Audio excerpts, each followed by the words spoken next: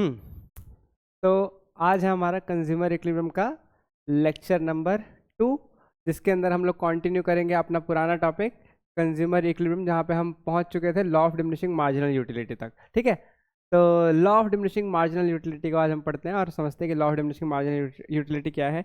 वैसे तो सच मायने में, सच्ची मायने में अगर मैं बताऊं तो ये कोई खासा मुश्किल लॉ है ही नहीं। देखने में नाम इतना मुश्किल लग रहा है, law of diminishing marginal utility, जैसे कि हम पता नहीं कौन सा साइंस का लॉ पढ़ने वाले हैं। लेकिन रियल मायने में देखा जाए तो ये लॉ सबसे ज़्यादा सिंपल लॉ है। इवन इतना सिंपल लॉ है कि अगर मैं बाहर किसी इंसान को ये बात बता दूं कि हम ये पढ़ रहे हैं तो कह रहे हैं ये तो अंडरस्टूड है ना, ये तो कॉमन सेंस, ये तो पता ही है कि ऐसा होता है। ये इतना सिंपल लॉ है। क्या है? मैंने इसका नाम रखा है मन भरिया। अगर गाना याद आ गया तुम्हें तो बस उसी के तर्ज पे है ये। मन भरिया, मन भरिया का मतलब ये लॉ कहता है कि आपका मन भर जाता है। किसी भी चीज को आप यूज करो, कंज्यूम करो, आपका मन कुछ समय बाद भर जाता है। ठीक है, तो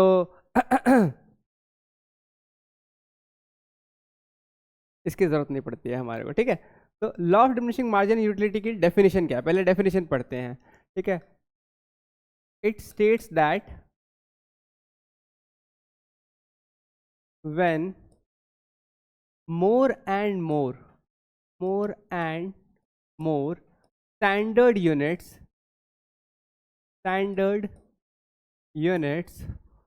of a commodity commodity is continuously consumed, the marginal utility deriving from every successive unit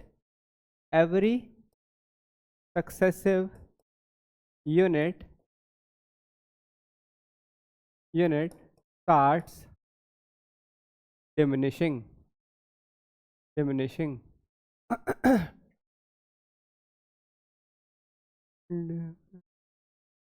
diminishing। ठीक है, अब देख के तो लग रहा है कि पता नहीं क्या लिख दिया, लेकिन देखो कितनी सिंपल डेफिनेशन है। ठीक है, ये क्या कहता है? कहता है कि व्हेन मोर एंड मोर, जब किसी भी चीज की ज्यादा स्टैंडर्ड यूनिट्स, ठीक है, जब आप किसी भी चीज की स्टैंडर्ड यूनिट्स को और ज्यादा कंज्यूम करते हो, ठीक है, कंज्यूम करते हो, और कैसे कंज्यूम करते हो? कॉन्टिन्यूसली। तो हर एक सक्सेसिव यूनिट से मिलने वाली मार्जिनल यूटिलिटी जो है वो धीरे धीरे क्या होने लग जाती है? डिमिनिश होने लग जाती है। ठीक है,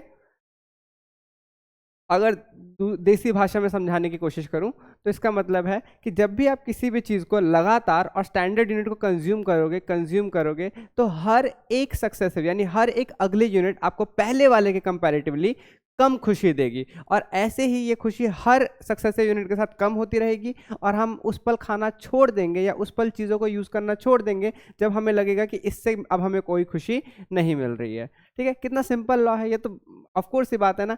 एग्जाम्पल के तौर पे आपने क्या किया, आपने कोई चीज़, आपकी फेवरेट चीज़ खानी शुरू करी। सपोज करो आपने रसगुल्ला खाना शुरू किया, आपको मिठाई अगर बहुत पसंद है तो आपने क्या पसंद है आप लोग को वैसे खाने पीने में? अरे वाह, गोलगप्पे मोस्ट फेवरेट हैं, सबके फेवरेट होते हैं गोलगप्पे तो। ठीक है ना, तो अब मान लेते हैं हम गोलगप्पे खा रहे हैं, गोलगप्पे की पहली जब हम लोगों ने गोलगप्पा खाया तो हमारे को हो सकता है बहुत खुशी मिली हो। अब एग्जाम्पल ले लेते हैं इसके लिए। ठीक है, इसी एग्जाम्पल को कंटिन्यू करेंगे। ठीक है, तो हम लोगों ने मान लीजिए फर्स्ट गोलगप्पा खाया, तो फर्स्ट गोलगप्पे से जो मार्जिनल यूटिलिटी मिलेगी, मार्जिनल यूटिलिटी का मतलब क्या होता है? हर एक यूनिट से मिलने वाली खुशी। ठीक है, तो फर्स्ट गोलगप्पे से मान लेते हैं कि 20 यूटिल्स की सेटिस्फेक्शन मिलती है। अब अगला जब गोलगप्पा खाएंगे हम लोग तो क्या हमारे को फर्स्ट जितनी खुशी मिलेगी? नहीं, थोड़ा सा हमारा, क्योंकि सेटिस्फेक्शन अब हो गया है। ठीक है ना, फर्स्ट के लिए बहुत क्रेविंग थी, सेकंड तक के लिए थोड़ी क्रेविंग शांत हो चुकी है। ठीक है, तो सेकंड गोलगप्पा खाते ही हमारे को शायद इतने की खुशी ना मिले, थोड़ी कम मिले। इसी तरीके से थर्ड गोलगप्पा हम लोग जब खाएंगे तो हो सकता है ये और कम हो जाए, फोर्थ गोलगप्पे में ये इतनी हो जाए। ठीक है, और इस तरीके से अगर हम लोग चले तो 14, 12, उसके बाद कितना हो जाएगा हमारे पास 10, 8, 6, 4, 2 और 0। यानी मैं ऐसे कह सकता हूँ कि fourth, fifth, sixth, seventh, fifth, six, seventh, eight, nine, tenth, 11th unit पे आपको कोई सेटिस्फेक्शन नहीं मिलेगी। यानी आप 10th यूनिट तक तो कंज्यूम करोगे, 11th यूनिट को आप डिस्कार्ड कर दोगे। Very good. वो कह रहे हैं कि सूखी पपड़ी का क्या करा जाए। सूखी पपड़ी और गोलगप्पे में थोड़ा डिफरेंस आ जाता है, क्योंकि उसके, हाँ, हमने हमने क्या बोला, वो यूनिट स्टैंडर्ड होनी चाहिए।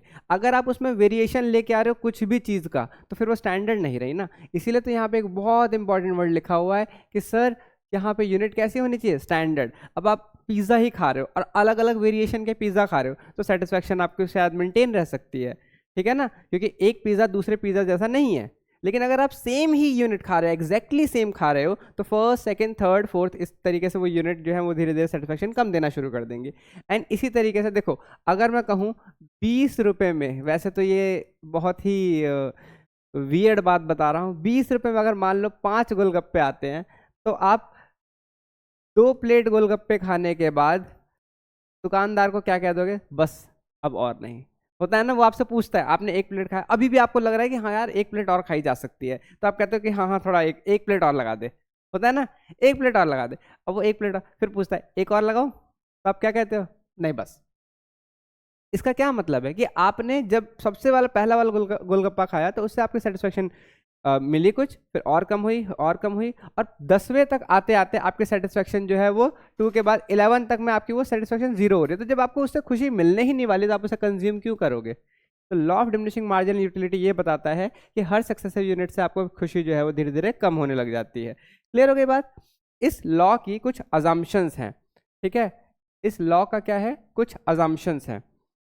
assumptions of the law।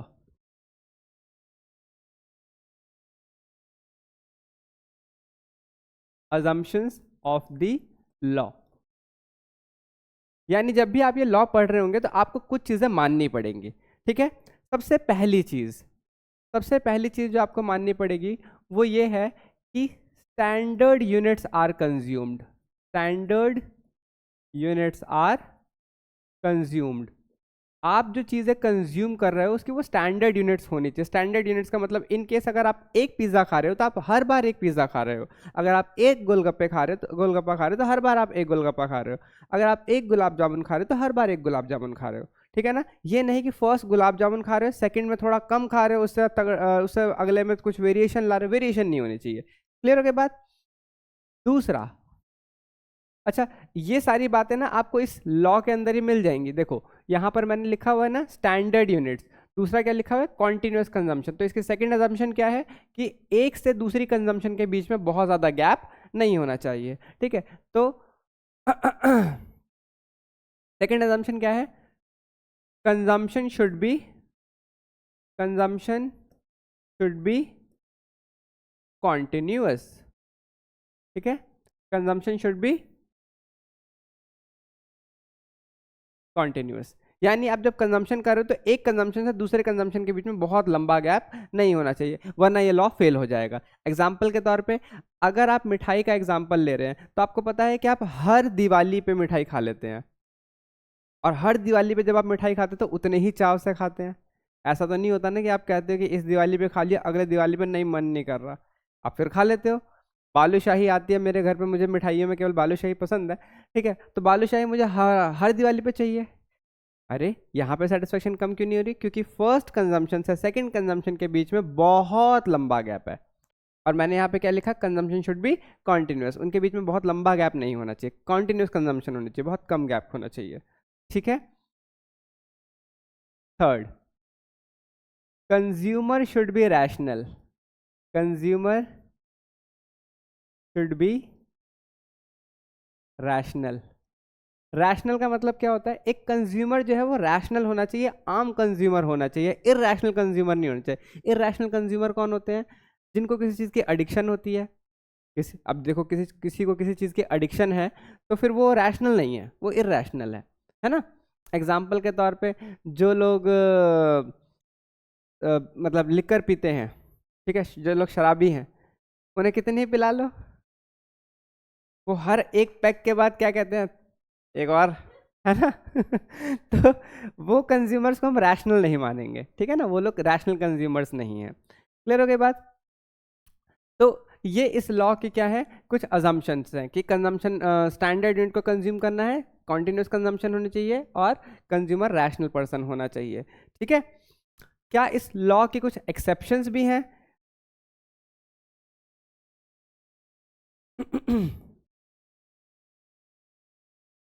तो यस, इस लॉ की कुछ एक्सेप्शंस भी हैं।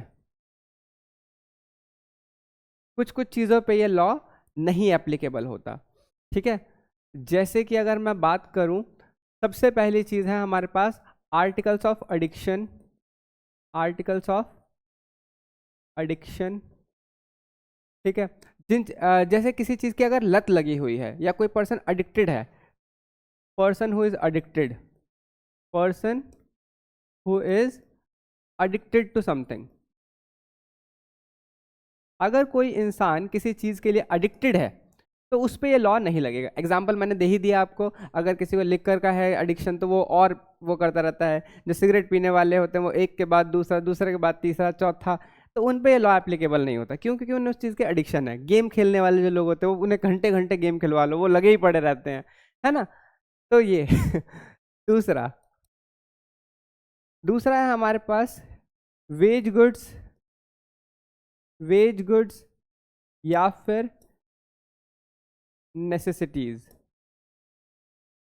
अगर कोई चीज़ आपकी नेसेसिटी ही है, आपको उसकी कंजम्पशन के बिना आपका गुजारा नहीं चल सकता, वो कंज्यूम करना आपका ही ज़रूरी है। जैसे कि पानी हो गया, ठीक है ना, पानी हो गया या कुछ ऐसी चीज़ हो गई, मेडिसिन हो गई जो कि नेसेसिटी है, तो इन दैट केस उसकी कंजम्पशन कॉन्टिन्यूड रहती है, ठीक है। वहाँ पे सेटिस्फैक्शन की चीज़ नहीं होती, वहाँ पे उसकी कंजम्पशन कॉन्टिन्यूड रहती है, ठीक है। तीसरा होता है हमारे पास हॉबीज़।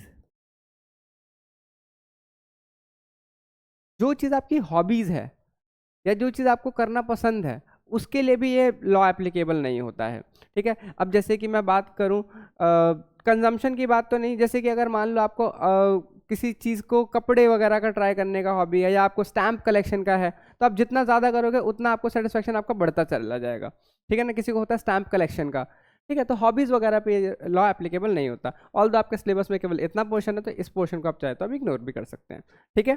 आई होप यहाँ तक की बात समझ में आई होगी। Law of diminishing marginal utility बिल्कुल क्लियर हो गया, ठीक है। अब हम बढ़ते हैं अपने अगले टॉपिक पे जिसका नाम है consumer equilibrium in single commodity case. तो कंज्यूमर इक्विलिब्रियम को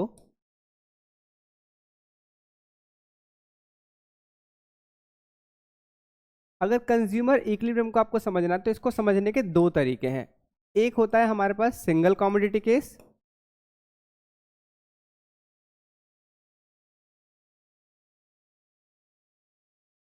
और दूसरा होता है हमारे पास टू कमोडिटी केस,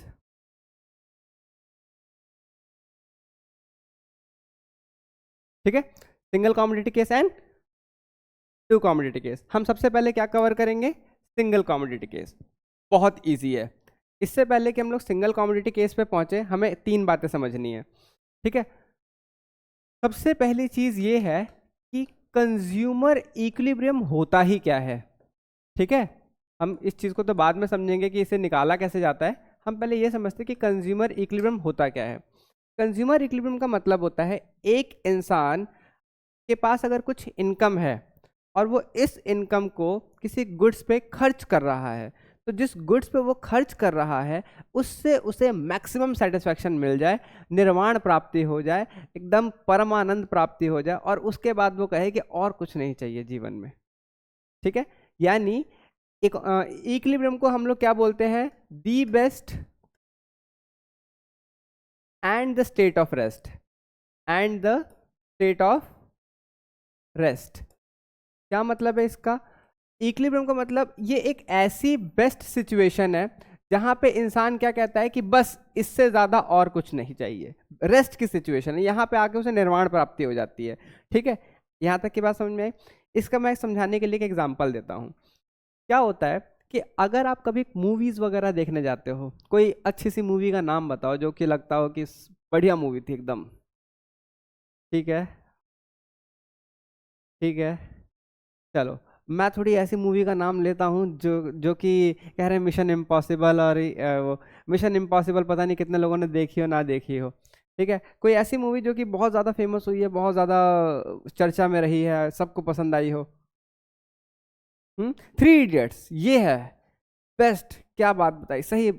3 इडियट्स, अगर हम इसकी बात करें 3 इडियट्स की, तो जब आप लोगों ने मूवी देखी होगी, आपने पैसे दिए, लेट्स से एक मूवी की टिकट कितनी है, 500 रुपीज़।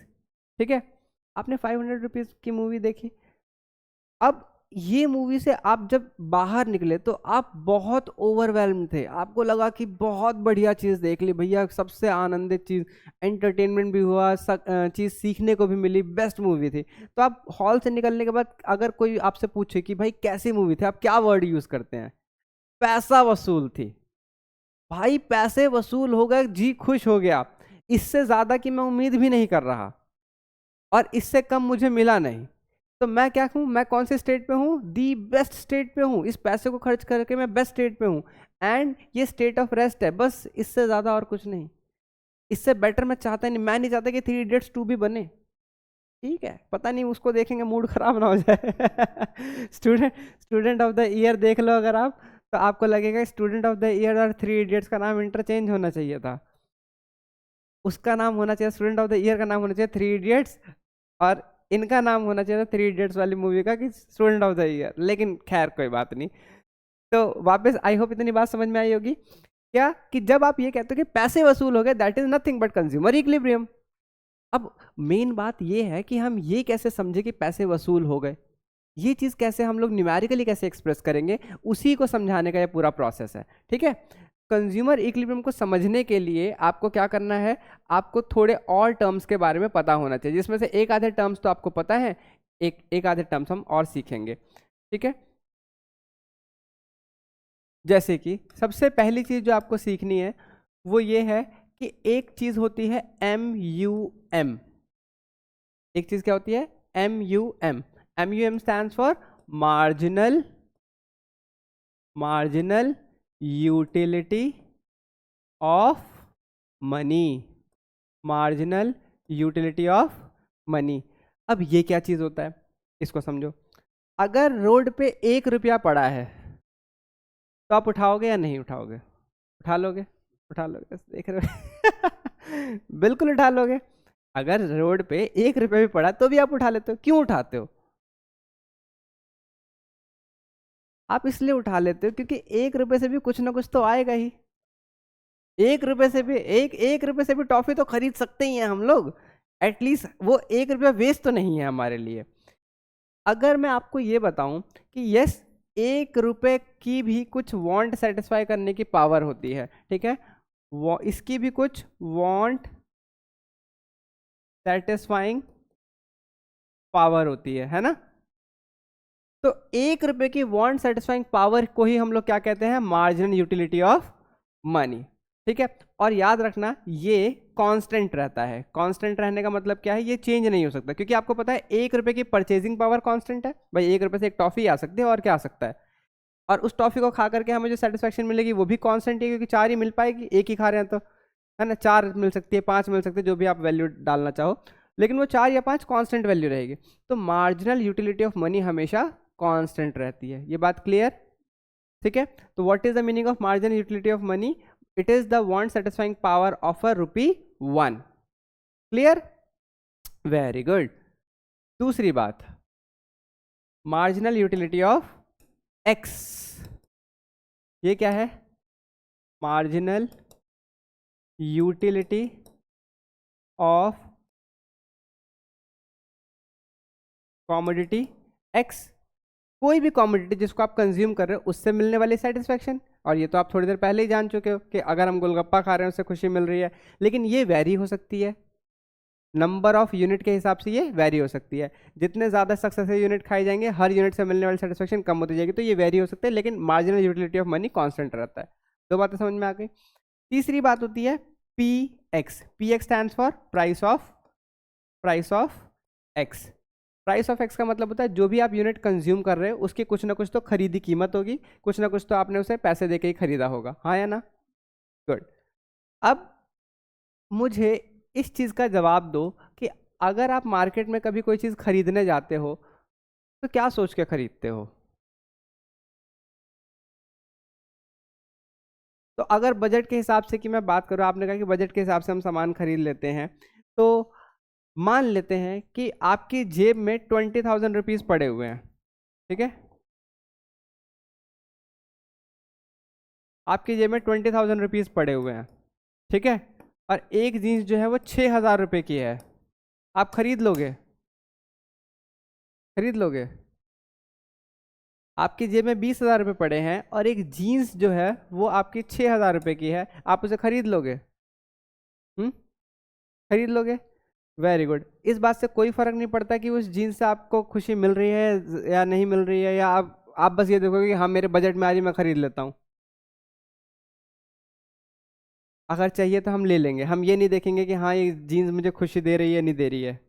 अगर इस हिसाब से आप स्पेंड करते हैं, अगर आप इस तरीके से, तो आप नालायक हैं। इसे पैसे की बर्बादी कहेंगे कि आपको लग रहा है बजट में आ रही तो खरीद लो, ठीक है, बजट में आ रही है तो चीज़ें जो कुछ भी है सब खरीद लोगे। ऐसा नहीं होता, ठीक है, इन रियलिटी में ऐसा नहीं होता। होता क्या है, आप हमेशा ये देखते हो, अब जरा ध्यान से देखना, आप ये देखते हो कि भाई मैं इस जीन्स पे 6,000 रुपये खर्च करके क्या 6,000 तक की खुशी मुझे मिल रही है? समझ में आई बात? आप, सॉरी, आप ये देखते हो, हाँ, आप हमेशा ये देखते हो कि जितने पैसे मैं खर्च कर रहा हूँ क्या लगभग उतनी ही मुझे खुशी मिल रही है। अगर उतनी ही खुशी मिल रही है तो हम उसे खरीद लेंगे और बोलेंगे कि हाँ ये बेस्ट सिचुएशन है। लेकिन अगर जितना पैसा मैं खर्च कर रहा हूँ उससे कम की खुशी मिल रही है तो मैं वो चीज़ नहीं लूंगा। यानी हम यहाँ पे बाइंग डिसीजन देखेंगे कि हम कब किस चीज़ को खरीदेंगे। हम तब तक किसी चीज़ को खरीदते रहेंगे जब तक हमें कंज्यूमर इक्विलिब्रियम तक का लेवल ना टच हो जाए या फिर उससे ज़्यादा का लेवल टच ना हो जाए। इसे ऐसे समझ सकते हैं कि हम तब तक किसी चीज़ को खरीदेंगे जब तक हमें लगता है कि हमें वैल्यू फॉर मनी मिल रही है। अगर हमें वैल्यू फॉर मनी से ज़्यादा चीज़ें मिल रही हैं तो भी हम खरीदेंगे, वैल्यू फॉर मनी के बराबर अगर चीज़ें मिल रही हैं तो भी खरीदेंगे, लेकिन अगर वैल्यू फॉर मनी से कम की चीज़ें मिल रही हैं तो हम नहीं खरीदेंगे। समझ में आई बात? कहते हैं ना, वी वर्थ इट। ठीक है, आओ इसे समझाते हैं, इसको एक एग्जाम्पल लेके समझाते हैं, ठीक है। सिंगल कॉमोडिटी केस में कुछ खाने पीने की चीज़ ले लेते हैं हम लोग, ठीक है। एक चॉकलेट का एग्जाम्पल लेते हैं, ठीक है, हम एक चॉकलेट का एग्जाम्पल लेते हैं कि, और यहाँ पे मैं एक कंडीशन समझाता हूँ, उस कंडीशन को हम आखिर में लिखेंगे, फिलहाल के लिए हम पहले एग्जाम्पल से समझते हैं, ठीक है। एग्जाम्पल ये है कि मान लेते हैं एक जो चॉकलेट है वो कितने रुपए की आती है? 10 रुपए की आती है। कितने की आती है? 10 रुपए की आती है। मार्जिनल यूटिलिटी ऑफ मनी, इसको कांस्टेंट मान लेते हैं 5 यूटिल्स, यानी 1 रुपया कम से कम 5 यूटिल के सेटिस्फेक्शन तो दे देगा। अगर आप 1 रुपये से टॉफी खरीदोगे 5 यूटिल के सेटिस्फेक्शन आपको मिल जाएगी। जो चीज़ हम खरीद रहे हैं उसकी कीमत कितनी है एक यूनिट की? 10 रुपये, यानी एक चॉकलेट 10 रुपये की। जायज़ एग्जाम्पल लिया, कोई ऐसा 10 रुपये की चॉकलेट आ जाती है हमारे पास, है ना? कौन सी चॉकलेट आती है 10 रुपये की?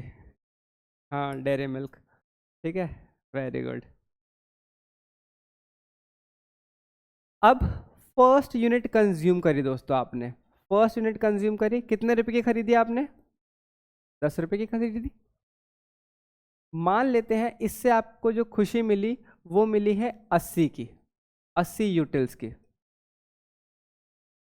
कितने की खुशी मिली? 80 यूटिल की। बस मैंने एक रैंडम एग्जांपल लिया है, ठीक है।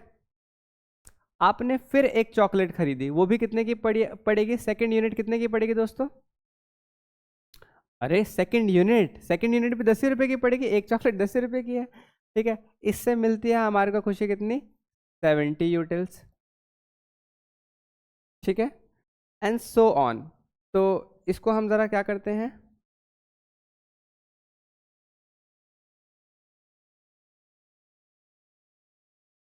इस एग्जाम्पल को थोड़ा और कंटिन्यू करते हैं, ठीक है, थोड़ी स्पीड में। तो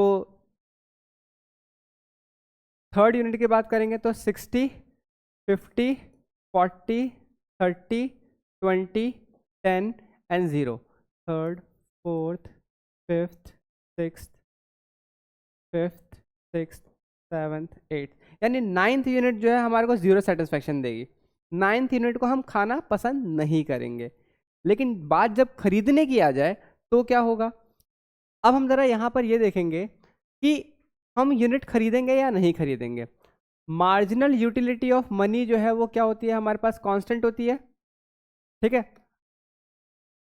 10 रुपए की यूनिट है, ओ सॉरी 10 रुपए की यूनिट है, 80 यूटिलिटी की सेटिस्फेक्शन दे रही है। हर 1 रुपए से कितने की खुशी मिल रही है? हर 1 रुपए से 10। मैंने कहा 80 की सेटिस्फेक्शन मिल रही है 10 रुपए खर्च करके, 10 रुपए खर्च करके 80 की सेटिस्फेक्शन मिल रही है, तो 1 रुपए से कितने की मिल रही होगी? कैसे निकालेंगे इसे हम? इसे निकालेंगे MUX अपॉन में PX करके, ठीक है ना। MUX अपॉन में PX करके। वापस से समझो, 10 रुपए खर्च करके टोटल 80 मिल रही है ना, तो 1 यूनिट से कितने की, 1 रुपए से कितने की मिल रही होगी? डिवाइड कर देंगे, है ना। 1 रुपए से, यस, कितनी मिल रही होगी? 8। समझ में आई बात? 1 रुपए से कितने की मिल रही होगी? 8। 1 रुपया हमें अमूमन कितनी खुशी दे सकता है? 5 की खुशी दे सकता है। हमें मिल कितनी रही है? 8। क्या हमें ज़्यादा खुशी मिल रही है? क्या हमें ये यूनिट खरीदनी चाहिए? खरीदनी चाहिए, क्योंकि 1 रुपया मुझे 5 की खुशी दे सकता है, लेकिन इस चॉकलेट को कंज्यूम करने से मुझे खुशी कितनी मिल रही है? 8 की मिल रही है। यानी जितना पैसा दे सकता है खुशी, उससे ज़्यादा की खुशी मुझे मिल रही है, मुझे खरीद लेनी चाहिए। क्लियर हो गई बात? दूसरी बात, मैंने फिर 10 रुपये खर्च किए, लेकिन अब की बार खुशी कितनी मिली? 70 यूटिल की। 1 रुपये से कितने की मिली? यानी इन दोनों को डिवाइड कर देंगे तो कितना आ जाएगा? 7। यानी 1 रुपया मुझे 7 की खुशी दे रहा है इस वाले कंडीशन में। नॉर्मली 1 रुपया कितने की खुशी देता है? 5 की। क्या मुझे अभी भी इस यूनिट को कंज्यूम करके ज़्यादा खुशी मिल रही है? क्या मुझे ये खरीद लेनी चाहिए? Very good. इसके लिए भी मैंने कितने रुपए खर्च किए होंगे? 10। 10 रुपये खर्च करके कितने की खुशी मिल रही है? 60 की। 10 रुपये खर्च करके 60 की खुशी मिल रही है। 1 रुपये से कितने की मिल रही है? इन दोनों को डिवाइड कर देंगे, यानी हर 1 रुपये से मुझे कितने की खुशी मिल रही है? 6 की। मेरा 1 रुपये मुझे कितने की सेटिस्फेक्शन दे सकता है? 5 की, क्योंकि वो तो कांस्टेंट ही रहेगा। मुझे अभी भी ज़्यादा खुशी मिल रही है, क्या मुझे यूनिट खरीद लेनी चाहिए? Very good. फिर मैंने 10 रुपये खर्च किए। 10 रुपये खर्च करके कितने की खुशी मिल रही है? 10 रुपये खर्च करके मुझे टोटल 50 की खुशी मिल रही है, यानी हर 1 रुपये से कितने की मिल रही है? मेरा 1 रुपया मुझे कितना सेटिस्फाई कर सकता है? बराबर मिल रही है। क्या मुझे क्या ये यूनिट खरीद लेनी चाहिए? हाँ, पैसा तो वसूल हो ही रहा है भाई। मेरे को पहले में ज़्यादा मिल रही थी, अभी इसमें पैसा वसूल हो रहा है। फिर अगली यूनिट के लिए फिर मैंने कितने रुपए खर्च किए? 10 रुपये। 5th यूनिट के लिए कितने रुपए खर्च किए? 10। लेकिन अब तक मेरी सेटिस्फेक्शन भर चुकी है ना। अब तक मेरी सेटिस्फेक्शन बढ़ चुकी है। अब मुझे लग रहा है कि अब उतनी ज़्यादा खुशी नहीं मिल रही है, ठीक है। अब मुझे उतनी ज़्यादा खुशी नहीं मिल रही, तो हर 1 रुपये से कितने की खुशी मिल रही है? 4। मेरा 1 रुपये मुझे कितनी खुशी दे सकता है? 5। यानी मेरा पैसा मुझे ज़्यादा खुशी दे सकता है, लेकिन अब इस यूनिट को कंज्यूम करके मुझे उतनी खुशी नहीं मिल रही है। क्या मुझे ये यूनिट खरीदनी चाहिए? मैं इसे ड्रॉप कर दूंगा, यानी मैं इसे नहीं खरीदूंगा। क्लियर हुई बात? गोलगप्पे वाले एग्जाम्पल को वापस से याद करो, ठीक है। अगर अगर तुम इस वाले के हिसाब से चलो, तो हम क्या करेंगे? हम 0 तक का वेट नहीं करेंगे, हम जितने पैसे दे रहे हैं उसके हिसाब से भी देखेंगे, क्योंकि हो सकता है कि 2 प्लेट खाने के बाद भी आप थोड़े प्लेट और खा सकते हो, क्योंकि पेट नहीं भरा। हो सकता है आप 1-2 गोलगप्पे और खा लो, लेकिन फिर वहां पे आप क्या देखोगे कि भाई मैं पैसा भी तो खर्च कर रहा हूँ, मुझे खुशी मिल रही है, अभी ये थोड़ा और कम हो गई है, मैं पैसे भी दे रहा हूँ। मैं देखूंगा कि जितने पैसे दे रहा हूँ क्या उतने तक की खुशी है। अगर ये बराबर है तो मैं ठीक है, लेकिन अगर मैं देख रहा हूँ कि मैं पैसे दे रहा हूँ और खुशी जो है वो और कम होती जा रही है, तो मुझे लगता है कि मैं पैसे इसके लिए फालतू में दे रहा हूँ, उतनी खुशी नहीं मिल रही है, मैं कह दूंगा भैया बस। समझ में आ रही बात? इधर देखो, अब यहाँ पे 6th यूनिट भी कितने की है? 10 की है। कितनी खुशी दे रही होगी? 3 रुपये। मुझे पता है मेरा पैसा मुझे ज़्यादा खुशी दे सकता है, आगे की कोई यूनिट नहीं खरीदूंगा मैं, ठीक है। आगे की कोई भी यूनिट नहीं खरीदूंगा मैं। क्यों? क्योंकि मुझे पता है कि अब मैं पैसा जो पैसा है मुझे ज़्यादा खुशी दे सकता है, और यहाँ पे मुझे कम मिल रही है। सर फिर यहाँ पे करूँगा क्या मैं? यहाँ पे फिर मैं क्या करूँगा? इसके बाद अगली यूनिट के लिए मैं किसी और बेटर यूनिट को देखूंगा, इसे ड्रॉप कर देंगे, किसी और बेटर यूनिट पे जाएंगे जो मुझे और ज़्यादा खुशी दे, ठीक है। इसे इतना ही खरीदेंगे। क्लियर है बात? तो कितने यूनिट तक खरीदूंगा बताओ ज़रा? 5 यूनिट तक खरीदूंगा। और दोस्तों यही बन जाता है हमारे पास, क्या यही बन जाता है? Consumer equilibrium. सॉरी,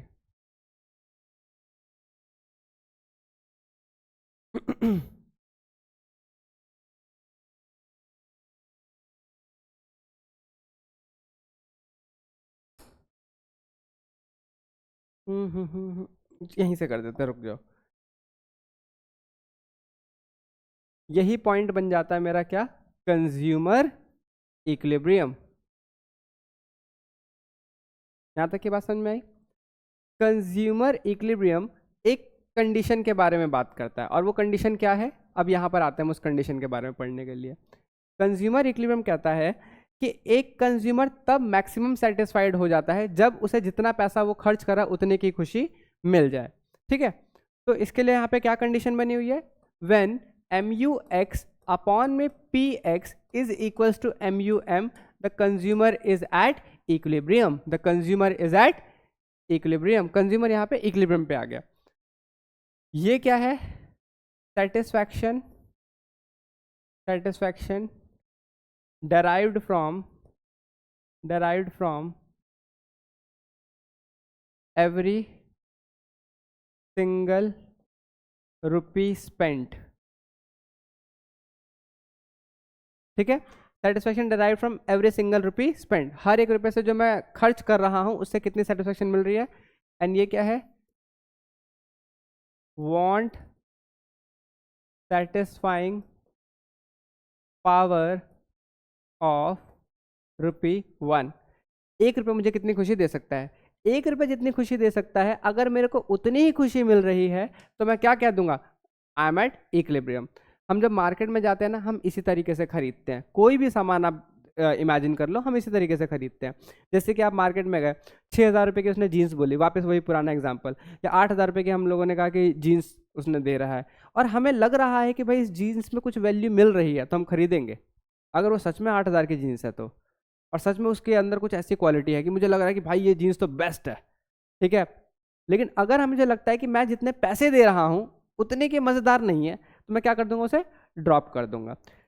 कई कई बार आप मार्केट से आते होगे और आप मार्केट से कोई चीज खरीद के ले आए, 1,000 रुपए की खरीद के ले आए, और आप बहुत खुश हो, आप बहुत खुश हो, आप कह रहे हो कि भाई बेस्ट डील उठाई है मैंने, बेस्ट डील ना, this is nothing but consumer equilibrium. यही तो कंज्यूमर इक्विलिब्रियम है, जहां पे आप, तो ये चीज़ होती है, इस तरीके से इकोनॉमी के अंदर लोग सामान खरीदते हैं। आई होप यहाँ तक की बात समझ में आई होगी। अब इसको मैं ग्राफिकली कैसे दिखा सकता हूँ, ज़रा ध्यान से देखना है ना। मुझे इस एग्जाम्पल को क्या करना है, थोड़ा सा और मैं इसे छोटा कर लेता हूँ।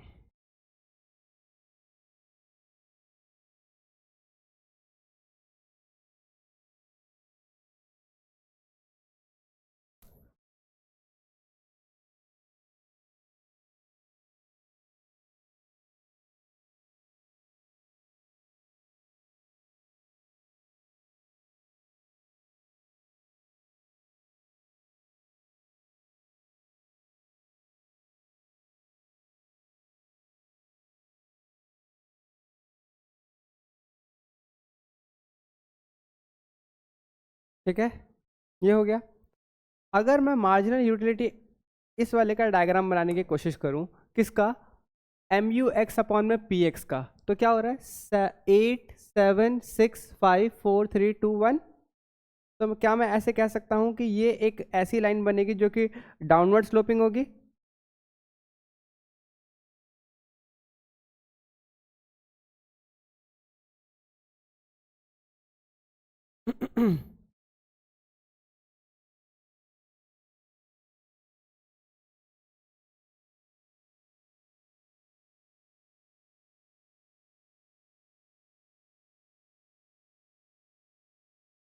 क्योंकि ये आगे चल के 0 पे भी जा सकती है। ठीक है, तो ये किसका डायग्राम बनाया मैंने, ये मैंने डायग्राम बनाया marginal utility of x divided by price.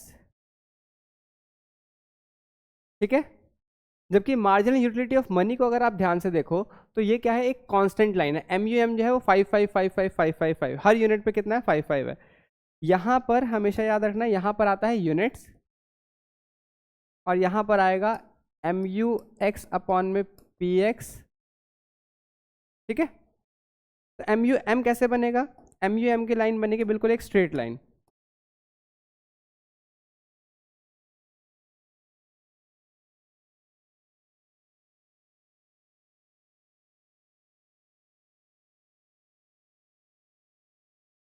ठीक है, दिख रहा है?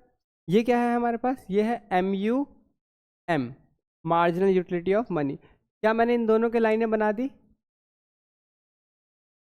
ये MUX अपॉन में PX की लाइन है जो कि 8 7 6 5 4 3 2 1 करके नीचे जा रही है। मार्जिनल यूटिलिटी की मनी की लाइन कांस्टेंट रहेगी हर यूनिट पे, नीचे यूनिट्स होती हैं। ठीक है, जिस जगह पे सॉरी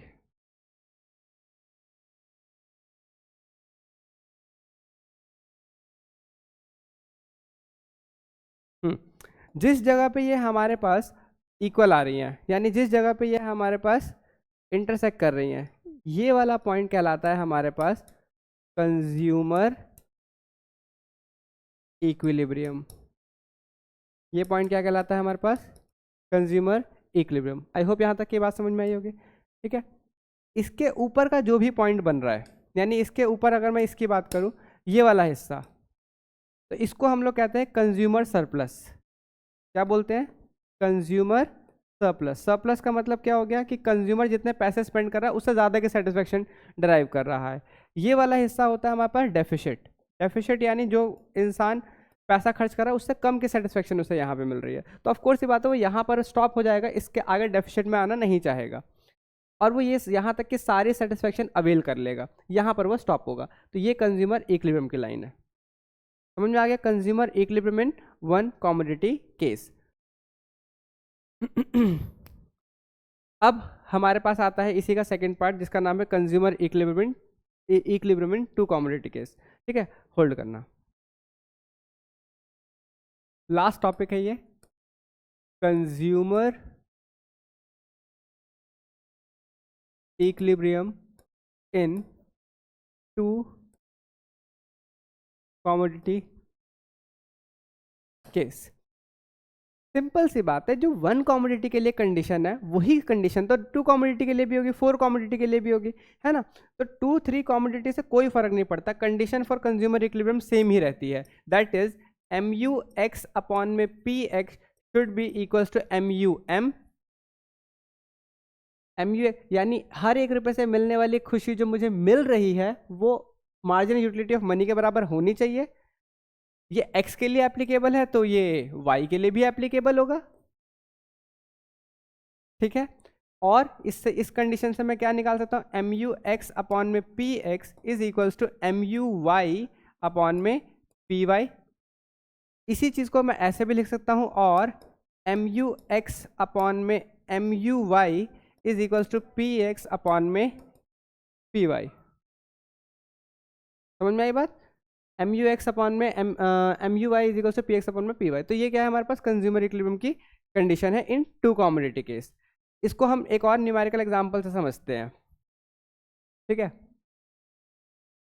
फिर से वही एग्जांपल लेते हैं, लेकिन अब की बार 2 गुड्स रखेंगे। ठीक है, एक रखेंगे गुड्स X, पेन चेंज करते हैं, एक गुड्स रखेंगे X और एक गुड्स रखेंगे Y। X जो है वो 10 रुपये की थी, Y जो है वो मान लो 20 रुपये की है। ठीक है, सेटिस्फैक्शन के बारे में बात करते हैं तो पहले 80 70 60 50 40 30 20 और 10, ये first second third fourth fifth sixth seventh और 8th यूनिट। ठीक है, इसके लिए अगर मैं बात करना चाहूँ तो इसके लिए हमारे पास क्या हो जाएगा? मान के चलो ये हो जाता है आपका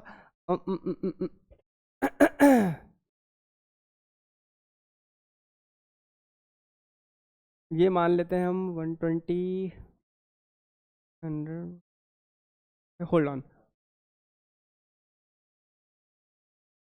160। ठीक है, महंगी है तो ज़्यादा खुशी दे रही होगी। ठीक है, 140 120 100, ये कितना हो जाएगा हमारे पास? 80 60 40 and 20।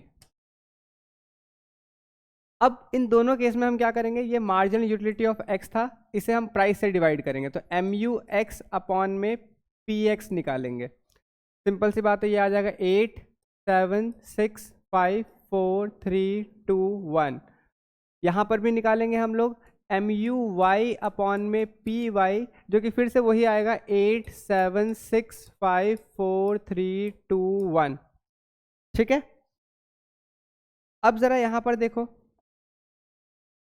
Marginal utility of money तो हर केस में हम लोगों ने फिक्स बताया था ना कि ये फिक्स ही रहेगा। MUM कितना था, 5 ही था। MUM कितना था, 5 ही था।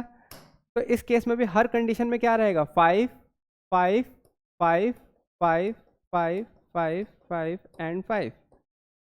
कौन सी जगह पे हमारे पास marginal utility of marginal utility in case of x and y is equals to marginal utility of money, वो है हमारे पास 4th यूनिट पे। दिख रहा है आपको? इस पे हमारे पास मार्जिनल यूटिलिटी वाली कंडीशन फुलफिल हो रही है, दैट इज MUX अपॉन में PX is equals to MUY upon में PY is equals to MUM। तो हम कह देंगे ये वाला पॉइंट क्या है, कंज्यूमर इक्विलिब्रियम है, कंज्यूमर इक्विलिब्रियम है। आई होप यहाँ तक की बात समझ में आई होगी। अगर मुझे इसे ग्राफिकली शो करना है, ठीक है, मुझे इसे ग्राफिकली दिखाना, तो ये ग्राफिकली कैसा दिखेगा। अब यहाँ पे ना इसका ग्राफ थोड़ा अलग तरीके से बनता है, ठीक है। ग्राफ किस तरीके से बनता है, देखो ज़रा।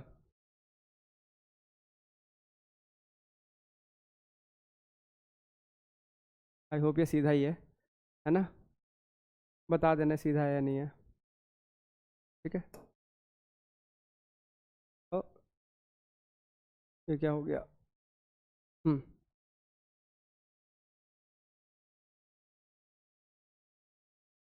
हम्म, हम्म।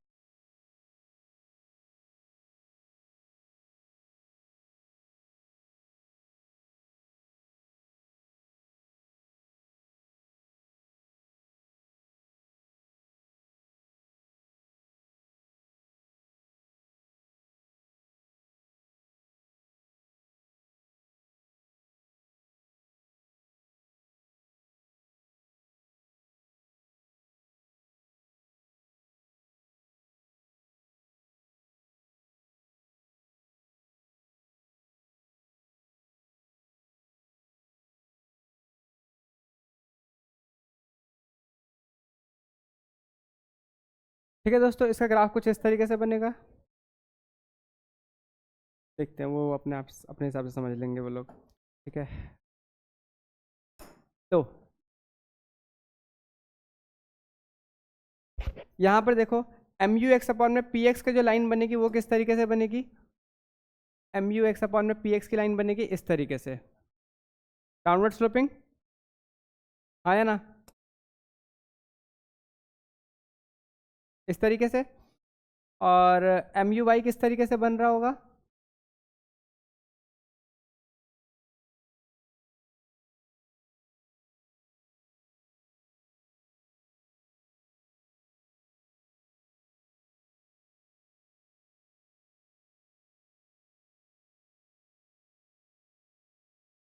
दिख रहा है, किसी जगह पे ये इंटरसेक्ट कर रहा होगा। जिस जगह पे ये इंटरसेक्ट कर रहा होगा, यही यही अगर आप नोटिस करो तो ये सेम लाइन बनती है हमारे पास किसके लिए, MUM के लिए भी, ठीक है। यही यानी ये सेम लाइन क्या बनेगी, MUM बनेगी, ठीक है। ये क्या होती है, MUM। जिस जगह पे ये इंटरसेक्ट कर रहे हैं ये क्या बन जाएगा, कंज्यूमर इक्विलिब्रियम। लेकिन एक बात याद रखना, जब हम यहाँ से यहाँ जा रहे होंगे तो यहाँ पे यूनिट्स 1 2 3 4 5 6 7 8 जा रही होगी। लेकिन जब यहाँ से ग्राफ बन रहा होगा तो ये 1 2 3 4 5 6 7 8 जा रही होगी। यहाँ पर ये 1 2 3 4 ही रहेगा, ठीक है। तो यहाँ पे ये 1 2 3 4 5 6 7 8 रहेगा, 1 2 3 4 5 6 7 8 रहेगा। तो 7 7 6 5 4 3 2 1 नीचे, 7 6 5 8 7 6 5 4 3 2 1 नीचे। जिस जगह पे इंटरसेक्ट कर रहा है वो पॉइंट क्या बन जाएगा आपका, consumer equilibrium in two commodity case. I hope दोनों केसेस समझ में आ गए होंगे और अच्छे समझ में आ गए होंगे, ठीक है। तो इस तरीके से एक कंज्यूमर डिसीजन लेता है और इस तरीके से एक कंज्यूमर जो है वो इक्विलिब्रियम पे आता है, ठीक है। समझ में आ गई बात। तो दिस वाज ऑल, चैप्टर खत्म हुआ, ठीक है। हाँ, ये चैप्टर मतलब इसका एक सेगमेंट, कंज्यूमर इक्विलिब्रियम का एक सेगमेंट खत्म हुआ जो कि है यूटिलिटी अप्रोच, ठीक है। अब हमारे पास कंज्यूमर इक्विलिब्रियम का एक नेक्स्ट अप्रोच शुरू हो जाएगा जिसका नाम क्या है हमारे पास, इंडिफरेंस कर्व अप्रोच, जो कि हम लोग करेंगे अपने नेक्स्ट क्लासेस के अंदर में, ठीक है। ओके।